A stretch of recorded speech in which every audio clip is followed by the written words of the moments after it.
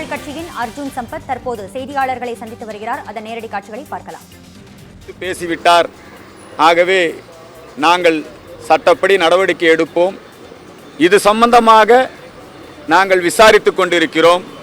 இப்பொழுது எங்கள் கைகளிலே இருந்து இந்த பிரச்சனை மாற்றுத்திறனாளிகள் மற்றும் கல்வித்துறை அதிகாரிகள், காவல்துறை இவர்கள் கைகளுக்கு சென்று விட்டது. விசாரணை முடிந்த பிறகு நாங்கள் அதற்கு தகுந்தபடி முடிவுகளை எடுப்போம் என்று சொல்லியிருக்கிறார். தமிழ்நாட்டில் ஆன்மீகம் பேசுறது குற்றமா? மாணவர்கள் மத்தியில் ஏற்கனவே நீதி போதனை வகுப்புகள் நடைபெற்றுக் கொண்டிருந்தது. இப்போ சமீப காலமாக இந்த நீதி போதனை வகுப்புகள் நடைபெறுவதில்லை. எனவே நாங்கள் என்ன கருதுகிறோம் என்று சொன்னால், இந்த விஷயம் ஹிந்து ஆன்மீகம் குழந்தைகளுக்கு கற்பிக்கக்கூடாதா? அதுக்கு ஏதாவது பள்ளிக்கல்வித்துறையில் தடை இருக்குதா? நம்முடைய திருக்குறள், வள்ளலார், திருவள்ளுவர் இதை பற்றியெல்லாம் நம்முடைய கல்விக்கூடத்திலே பேசக்கூடாதா? ஏதாவது தடை இருக்கா? இதை பற்றி தெரிந்து கொள்ள வேண்டும் என்பதற்காகத்தான் நேரிலே விசாரிக்க வேண்டும். அப்புறம் மாற்றுத்திறனாளியை அவமதிச்சுட்டாங்கன்னு சொல்றாங்க. அது உண்மையிலேயே நடந்ததான்னு அந்த ஆசிரியரை சந்திச்சு பேசலாம்னு வந்தோம். இங்க வந்து அவங்க இந்த பள்ளிக்கே இன்னைக்கு பூட்டு போட்டு வச்சிருக்கிறாங்க. பள்ளி நேரத்தில் அனுமதி இல்லைங்கிறாங்க. நாங்கள் இதை தகவல் அறியும் உரிமை சட்டம் மற்றும் பிற விசாரணைகள் மூலமாக தெரிந்து கொள்ள விரும்புகிறோம். அரசாங்கம் இது விஷயத்தில் முடிவெடுக்கணும். இதையும் இப்போ சமீபத்தில் போக்குவரத்து ஊழியர்களுக்கும் காவல்துறைக்கும் ஒரு பெரிய பிரச்சனை ஏற்பட்டது. கடைசி வரைக்கும் முடிவே இல்லை. போக்குவரத்து ஊழியர்கள், பேருந்துகளை இயக்குபவர்கள், அவர்கள் போக்குவரத்து விதிகளை மீறி இயக்கினால் அவர்களை தண்டிக்கலாமா வேண்டாமா?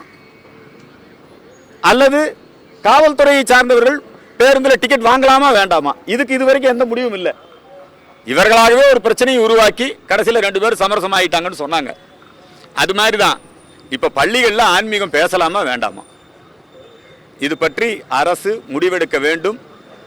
முஸ்லீம்களுக்கு முஸ்லீம் கல்வி கிடைக்கிறது, அரசு மூலமாக கிடைக்கிறது. கிறிஸ்தவர்களுக்கு கிறிஸ்தவ கல்வி கிடைக்கிறது. ஏன் தமிழர்களுக்கு, இந்துக்களுக்கு ஆன்மீக கல்வி கொடுக்க கூடாது? இந்த கேள்விக்கு தமிழ்நாடு பள்ளிக்கல்வித்துறை முடிவு சொல்ல வேண்டும் என்கிற கோரிக்கையை இந்த நேரத்திலே முன்வைக்கிறேன்.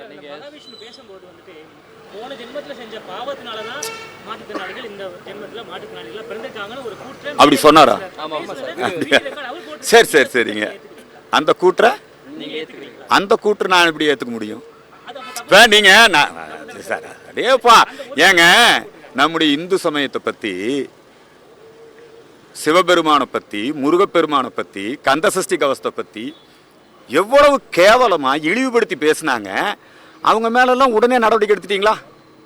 இந்த மகாவிஷ்ணு மட்டும் என்ன போதைப் பொருள் கடத்திட்டு வந்தாரா? 250 போலீசாரை போட்டு கைது பண்ணிருக்கீங்களே. யூடியூப் ரூட்டர்ஸ் மேல என்ன நடவடிக்கை எடுத்தீங்க? மைனர் விஜய் மேல என்ன நடவடிக்கை எடுத்தீங்க? என்னங்க இவ்வளவு பெரிய குற்றமா? உடனே கைதா?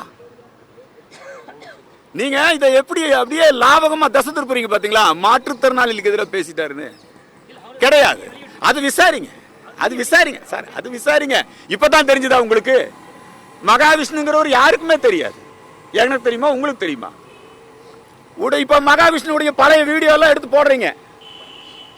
அவர் திருப்புகழ்ல அருணகிரிநாதர் அவமதிச்சிட்ட. அப்ப ஏன் அப்ப அவரை கைது பண்ணல?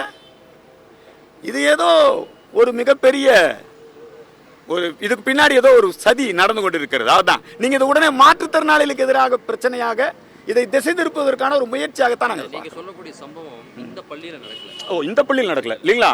மத்த பள்ளியில நடந்திருக்கு. இல்லைங்க, நாங்க சைதாப்பேட்டை மாதிரி பள்ளி விவகாரத்துல மட்டும் நடந்ததுன்னு சொல்லல.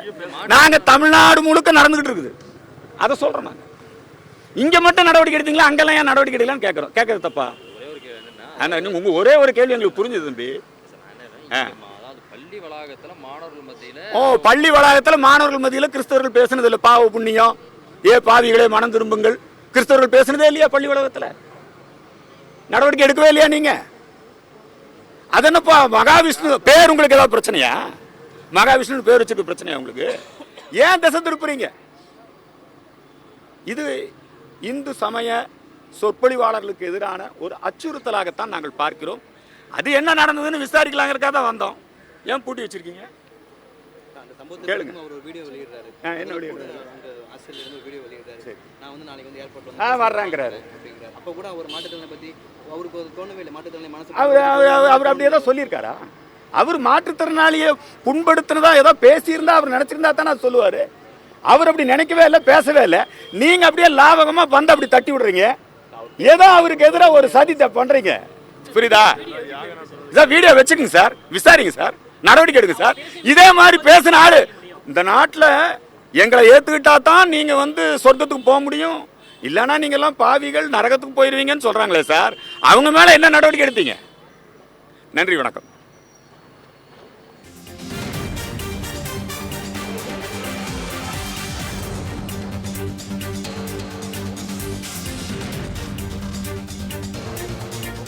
சென்னை அசோக் நகரில் இந்து மக்கள் கட்சித் தலைவர் அர்ஜுன் சம்பத் செய்தியாளர்களை சந்தித்து பேசினார். மாணவர்கள் மத்தியில் பாவ புண்ணியம் குறித்து பேசியது குற்றமா என்று அவர் தெரிவித்திருக்கிறார். அரசு பள்ளிகளில் கிறிஸ்துவர்களின் போதனைகளை பேச அனுமதி உள்ளது என்றும் அர்ஜுன் சம்பத் குறிப்பிட்டிருக்கிறார். பள்ளிகளில் ஆன்மீகம் பற்றி பேசுவதில் தவறில்லை என்றும் அவர் தெரிவித்திருக்கிறார். அரசு பள்ளிகளில் இந்து மதம் குறித்து பேசக்கூடாது என்று சொல்வது நியாயமில்லை என்றும் அர்ஜுன் சம்பத் தெரிவித்துள்ளார். முன்னதாக அசோக் நகர் அரசு மகளிர் பள்ளிக்குள் செல்ல அர்ஜுன் சம்பத் அவர்களுக்கு அனுமதி மறுக்கப்பட்டது குறிப்பிடத்தக்கது.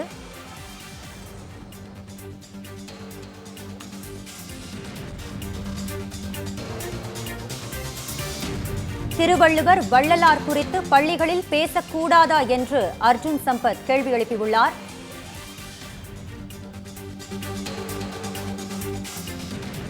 மகாவிஷ்ணு விவகாரத்தின் பின்னணியில் மிகப்பெரிய சதி நடக்கிறது என்று அர்ஜுன் சம்பத் தெரிவித்திருக்கிறார்.